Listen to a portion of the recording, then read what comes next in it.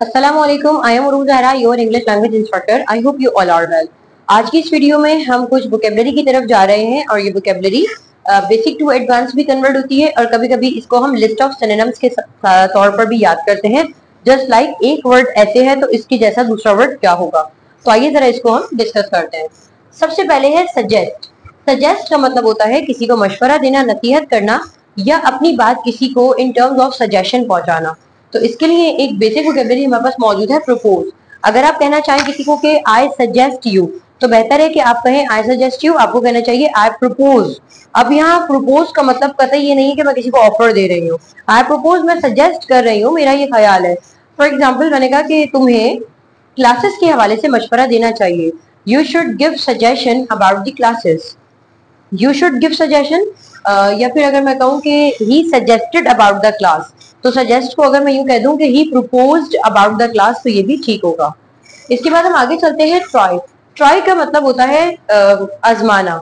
Try की जगह अगर अटेम्प्ट कहते तो ज्यादा बेहतर है।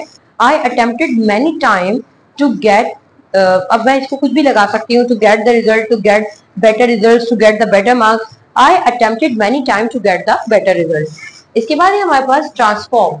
ट्रांसफॉर्म का मतलब होता है मुंतकिल करना, यानी जिसको हम यूं कह सकते हैं कि ढालना, यानी कन्वर्ट करना। Convert, they transformed there personality. अब अगर आप इसको कन्वर्ट से बनाना चाहें तो they converted there personality. Timid. Timid का मतलब होता है बुज़दिल इंसान। एक ऐसा इंसान जो बहुत ज्यादा डरपोक हो, इसको हम टिमिड कहते हैं। इसको हम नर्वस भी कहते हैं। मैंने कहा why are you so timid, तुम इतने बुज़दिल क्यों हो, why are you so nervous. लेकिन नर्वस से ज्यादा नेगेटिव मीनिंग हमें टिमिड देता है। इसके बाद है टाइनी। टाइनी और स्मॉल दोनों की एक ही मतलब है। For example, you should not discuss the small matters, you should not discuss your tiny matters. तो स्मॉल की जगह अगर आप टाइनी कहते हैं तो ज्यादा बेहतर रहता है। इसके बाद है टेम्पर। टेम्पर का मतलब होता है मिजाज। तो मिजाज को आप मूड भी कहते हैं। कुछ लोग इसको बहुत गलत प्रोनाउंसिएशन में लेकर जा रहे होते हैं, तो इसे मूड करते हैं, MOOD, मूड, टेम्पर। इसके बाद है टॉक। टॉक को हम स्पीक भी कहते हैं, यानी बात करना या कहना। For example, I talked with you, I spoke with you. तो स्पीक की सेकंड फॉर्म स्पोक हो जाती है, जबकि टॉक की सेकंड फॉर्म हमारे पास टॉक्ड ही रहती है। इसके बाद है वांट। वांट का मतलब होता है चाहना, और डिजायर का मतलब भी होता है चाहना, यानी ख्वाहिश करना। I want to study, I desire to study. I want to leave my country, I desire to leave my country. तो वांट की जगह आप डिजायर कहें तो भी बेहतर है। आगे बढ़ते हैं अपने नेक्स्ट सीरीज की तरफ। एक्टिव। एक्टिव को हम एनर्जेटिक कहते हैं। My student Ali who is very energetic, who is very active.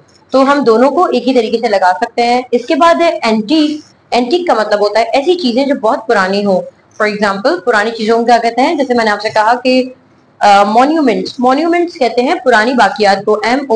MONUMENT monuments में आता है। मॉन्यूमेंट्स पुरानी बाकियात को कहते हैं।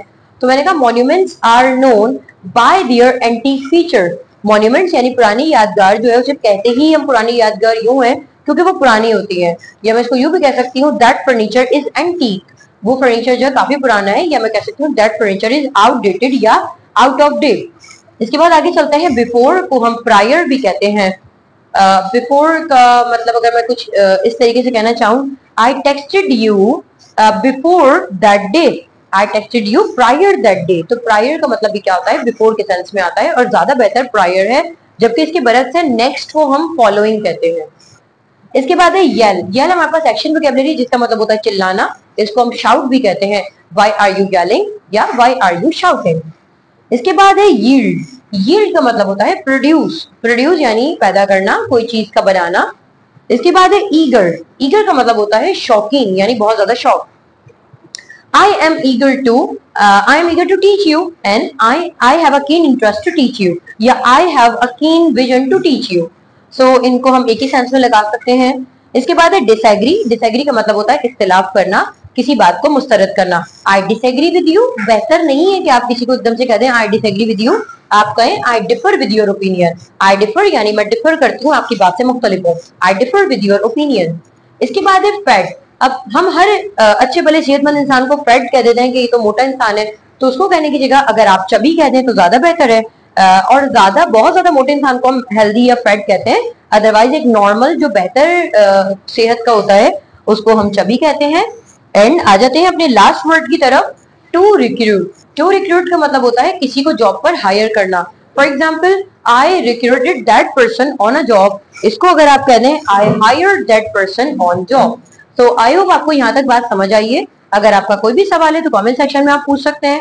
इसके साथ ही मुझे इजाजत दीजिए। और एक और बात, मुझसे अभी तक लोग स्टिल ये पूछ रहे हैं कि इंग्लिश लैंग्वेज हम कैसे आसान बनाएं, कैसे सीखें। तो भाई मैं यहाँ पर अपनी रोजाना जो वीडियोस अपलोड कर रही हूँ वो आपके लिए हैं। वीडियोस को कंप्लीट देखें और टाइम टू टाइम इनको रिवाइज जरूर करें, ब्रश अप योर लेक्चर, क्योंकि अगर आप रिवाइज नहीं करेंगे तो आप आउट ऑफ प्रैक्टिस हो जाएंगे। इसके साथ ही मुझे यहाँ पर इजाजत दीजिए। अगर आपका कोई सवाल है तो आप सवाल पूछ सकते हैं और आपसे दोबारा मुलाकात होगी एक नई वीडियो में। तब तक अपना बहुत ख्याल रखिएगा। अल्लाह हाफ़िज़।